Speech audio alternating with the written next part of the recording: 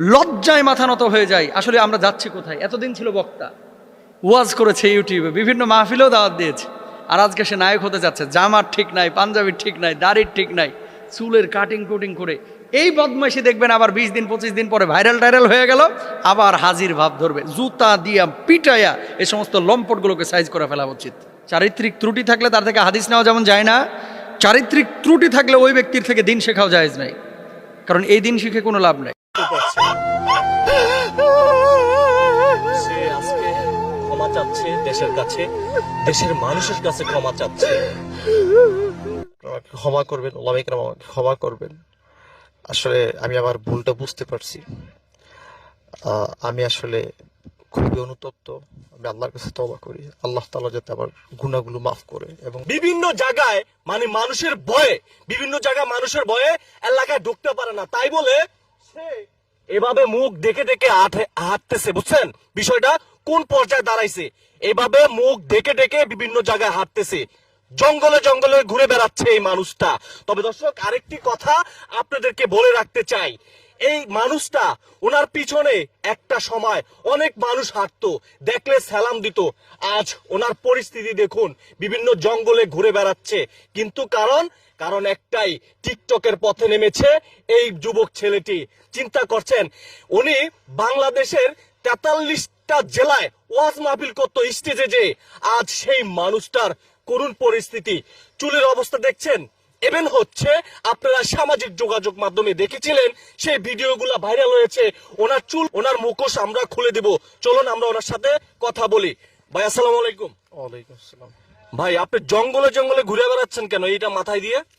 জঙ্গলে না ভাই, আপনারা আসছেন, আপনার সাথে সাক্ষাৎ করতে আসছি। তাহলে আপনি বাড়িতে যান নাকি? আমি বাড়িতে যাবো ভাই। কবে যাবেন আপনি? যাবো সপ্তাহখানিকের ভিতরে। এলাকায় ঢুকতে পারেন? ঢুকতে পারি না, জাতির কাছে ক্ষমা চাইছি। জাতির কাছে ক্ষমা চাইছেন?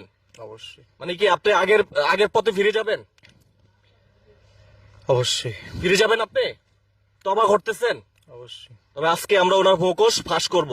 কেন তিনি টিকটকের পথে এসেছে, কেন তার চুলগুলা বান্দরের লেজের মতো করছে, সেটাই আজকে ওনার গোমরটা আমরা ফাঁস করতে চাই। আপনারা পুরো ভিডিওটি কন্টিনিউ করুন।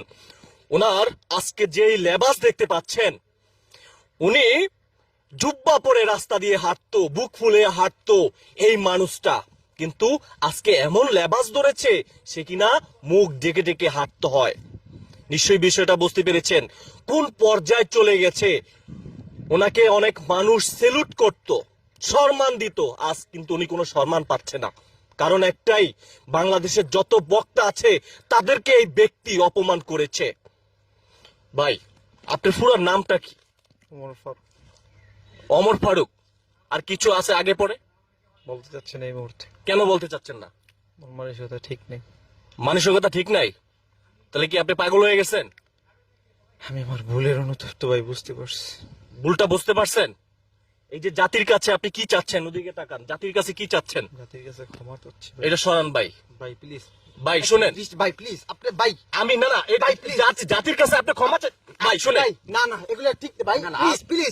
আমি আপনাকে বিষয়টা বলতেছি। অমর ভাই না না, বিষয়টা বলতেছি আপনাকে। আপনি মন করতে পারেন না। আপনি জাতির কাছে ক্ষমা চান, বেশ ভালো কথা। আপনি জাতির কাছে ক্ষমা চান, কিন্তু বিষয়টা হচ্ছে আপনি এই যে দেশের যে এত বক্তা আছে তাদেরকে কেন অপমান করলেন? আসলে আমি মানসিকভাবে একটু বিভিন্ন কষ্ট দুঃখে আসলে। মানুষ কি বলছে জানেন? আপনাকে কমেন্টে এসে কি বলতেছে জানেন? মানুষ বলাটাই স্বাভাবিক, কারণ তারা হৃদয়ে অনেক কষ্ট পাইছে আমার ব্যাপারে। কষ্ট পাইছে না? অনেক কষ্ট পাইছে। তাহলে এই যে জাতিকে আপনি কি মেসেজ দিবেন এখন? জাতি কি আপনাকে বিশ্বাস করে নিবে? জাতির উদ্দেশ্যে আমি হাত জোর করে ক্ষমা চাই, যে তারা যাতে আমাকে। ওদিকে তাকান, ক্যামেরা তাকায় কথা বলেন, যে সবার কাছে ক্ষমা চান, আর তার উপরে ওঠান। জাতির উদ্দেশ্যে আমি হাত। বাসাটাই কিরকম জানি ভাই, কথা বলার ভাষাটাই এরকম ভাই। আপনি জাতির কাছে ক্ষমা চান ভালোভাবে। আমি আজকে 2 দিন যাবত মিডিয়ার সামনে জাতির কাছে ক্ষমা চাচ্ছি, ওলামায়ে কেরামের কাছে ক্ষমা চাচ্ছি। আপনাদের জ্বালায় পরিবর্তন হমু, লুঙ্গিটার গেঞ্জিটা পড়ছে, আমার চুল কাটার টাইমটা আপনাদের জন্য আমি পাইতাছি না, আপনাদের জ্বালায়। আমরা কি জ্বালাতন করছি আপনাকে? সাংবাদিক আমার পিছে পিছে দৌড়াইতেছে, এটা তো ভাই ঠিক? অবশ্যই দৌড়াবে ভাই, দিন শেষে তো আমি একটা মানুষের ভুল হইতে পারে না? অবশ্যই ভুল হতে আমি পারে। তো কোনো নবীও না, আমি তো কোনো ফেরেশতাও না, না, আমি তো একজন মানুষ, আমার তো অবশ্যই ভুল হইতে পারে। কিন্তু ভুল, দর্শক একটি কথা আপনাদেরকে বলে রাখতে চাই, ভুল বলতে মানুষ করে, ভুল কোন মানুষটা করে না, ছোট থেকে শুরু করে বড় পর্যন্ত সবাই ভুল করে থাকে। তাই আসলে এই ভাই যে ভুল করেছে জাতির কাছে ক্ষমা চাচ্ছে, একটু ক্ষমা চান ভাই, একটু হাত। জাতির কাছে ক্ষমা চাই, আপনারা আমাকে ক্ষমা করবেন, ওলামায়ে কেরাম আমাকে ক্ষমা করবেন। আসলে আমি আমার ভুলটা বুঝতে পারছি। আমি আসলে খুবই অনুতপ্ত। আমি আল্লাহর কাছে তওবা করি, আল্লাহ তাআলা যাতে আমার গুনাহগুলো মাফ করে এবং তিনি যাতে আমাকে মৃত্যু পর্যন্ত সঠিক পথে চলার তৌফিক দান করে, ইমানের হালতে যে আমি মৃত্যুবরণ করতে পারি, এই জন্য আপনাদের কাছে দোয়া চাই। আলহামদুলিল্লাহ। তবে অমর ভাই, আমার ব্যবহারের জন্য খুবই দুঃখিত।